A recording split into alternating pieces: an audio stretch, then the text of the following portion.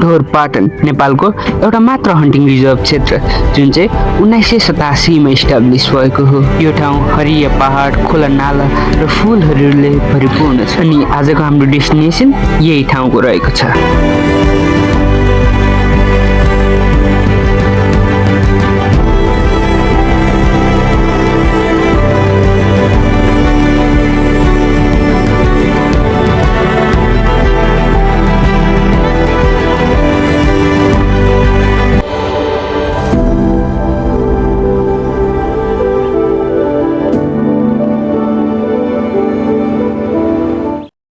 हाम्रो यात्रा सुरु भएको छ पोखरा 0 किलोमिटरबाट। हामी दुई भाइ लाग्यौँ ढोरपाटनको सुनौलो यात्रामा।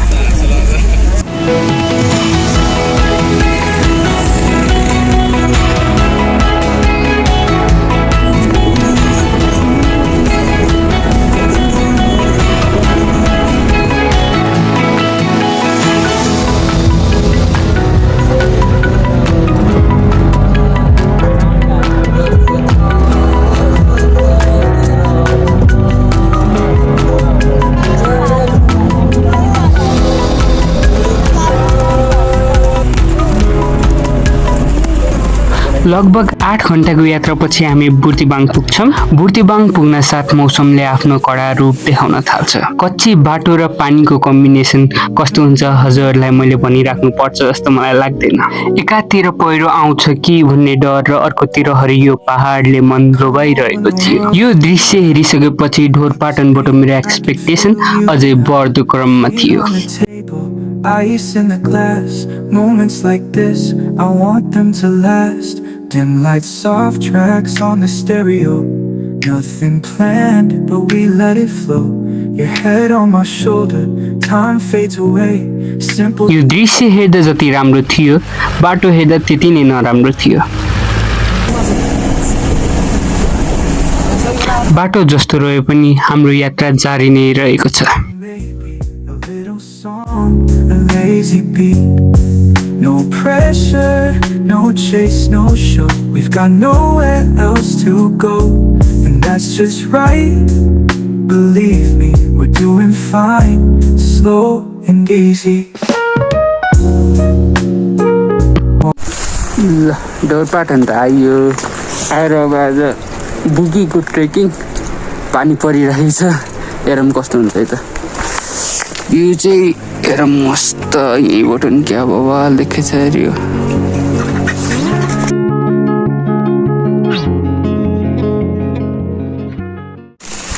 बुकीको लागि हामी चाहिँ हाम्रो होटलबाट निस्केर हिँड्यौँ।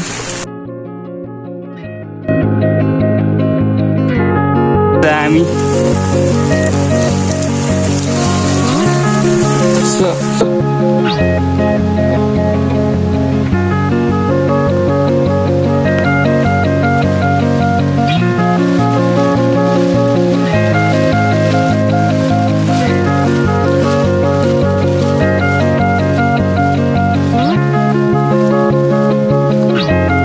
ढोरपाटन भनेर आउन त आइयो तर चारैतिर हुस्सो छ। थाहा छैन भ्यू हेर्न त पाइन्छ कि पाइन्न, त्यही पनि let's go.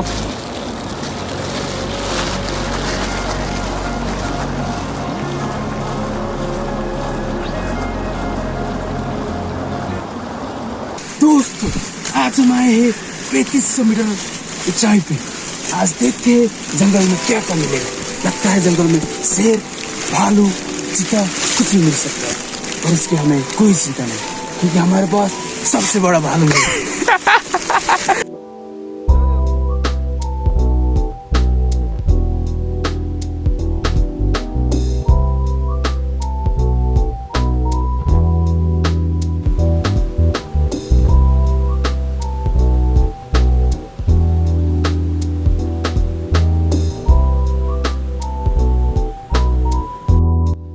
Hello this is an update. र सोचे जतिको सजिलो चाहिँ छैन। यहाँ चाहिँ 1 घन्टा हिँडेको 2 चोटि बसिसक्यो 1 घन्टामा। तर भ्यू चाहिँ आमा कडा छ। हेरौँ पछाडिको मौसम नराम्रो भए पनि पुरै उसो लागेको छ। देन भ्यू चाहिँ कडक। के चाहिँ मेन्टल हेल्थ ठिक गर्नु हाइकिङ आएको यहाँ चाहिँ थाहा भयो मेरो फिजिकल हेल्थ पनि तनाउ भयो अनि पुरै फिजिकल त गइसके हौ शरीर a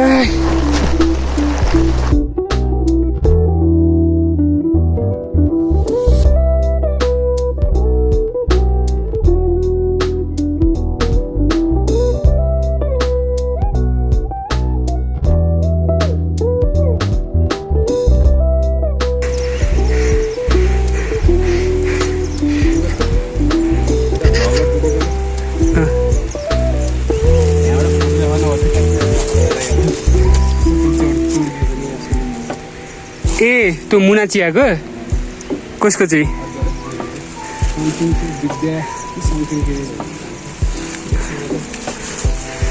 famous by the way okay ल अब सुरु हुँदैछ द एक्सट्रिम हाइकिङ यहाँबाट माथि एक्सट्रिम लेभलमा चाहिँ अब जाँदैछौँ हामी लेट्स गो तर फ्लावर चाहिँ हो के त्यो कालो कालो चाहिँ के रहेछ हो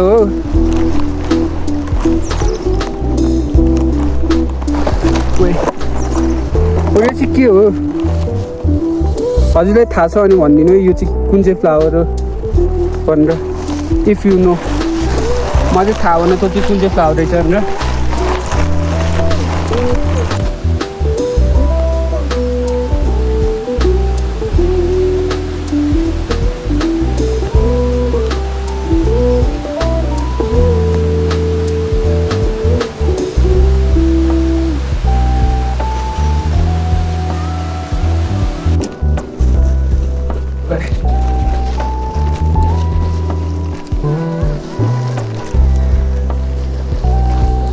अघि नै त्यो पुलहरूमा बनाएको भिडियो त सब करप्ट भइदिएको के अरे अब त्यो चाहिँ नहोला सायद The view is still great.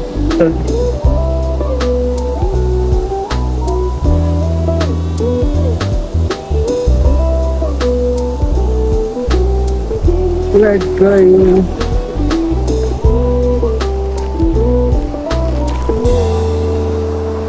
Look at the view.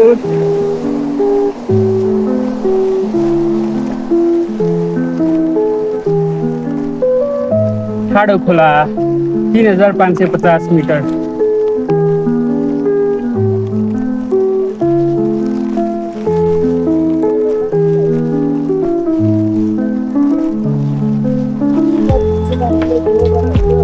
अब यहाँबाट कति छ नि माथि फर्केर आउँदा चाहिँ 45 मिनट जस्तो लाग्छ जाँदाखेरि चाहिँ तपाईँलाई 2.5 घन्टा जस्तो लाग्छ यहाँबाट माथि 3 घन्टै लाग्छ होला यहाँबाट ओके लास्ट भनेको त 3 घन्टा लाग्छ भने लगाइदिनु भयो के अरे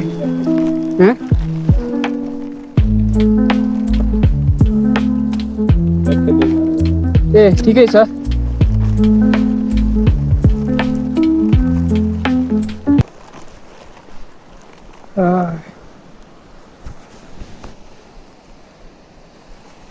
एकछिन बसौँ क्या है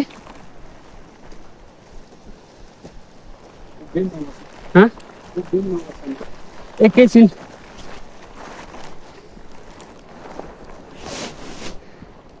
ओ फक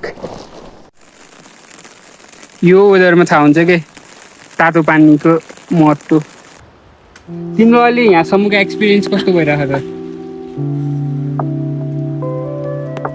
छ तर रेनको कारणले रेनी भ्यू ठिक छ एक्सपिरियन्स गर्नु पर्छ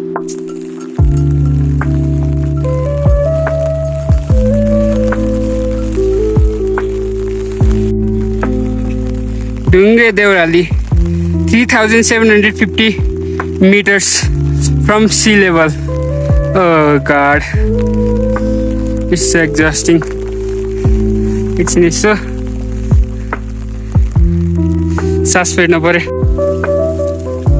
अहिले सबैले नगए नि हुन्छ भन्दै हुनुहुन्छ भ्यूै खोले छैन अरे बट हामी त्यसै पनि जानेछौँ भ्यूै नखोले पनि किनभने नेक्स्ट टाइम त यो ठाउँ आउने त्यस्तै हो अब यही हो लास्ट टाइम हामी चाहिँ जानेछौँ त्यही पनि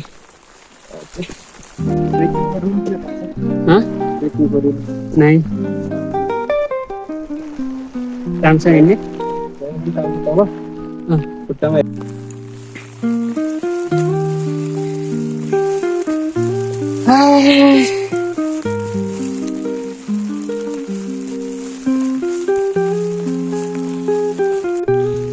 दिस इज गारपात छेडा 1000 मिटरको ट्रेकिङ गरियो तर भ्यू त ओर्थिट त छैन सबै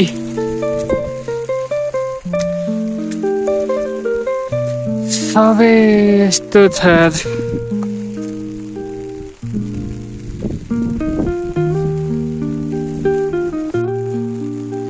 बुकी बुकी बुकी बुकी बुकी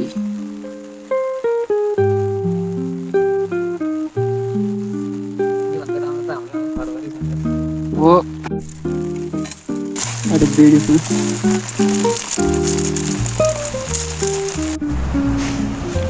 भएन यार भगवान्ले हामीसँग अन्याय गर्यो हामी माथि जाने बेलामा चाहिँ पानी परेर उस्तो लागेर तनाव भएको थियो होइन अहिले चाहिँ पुरै खोलिदिएछ कि हेर त क्या मिठो भ्यू आउँदैछ हामीले चाहिँ अहिलेसम्म उस भ्याइसक्यो के भन्छ माथिको सबमिट गरेर 4000 मिटरको सबमिट गरेर भ्याइसक्यो अहिले चाहिँ यस्तो दामी भ्यू आउँदैछ भ्याइसकेपछि now got goodbye to this beautiful village Dhorpatan I don't wanna say goodbye, but I have to.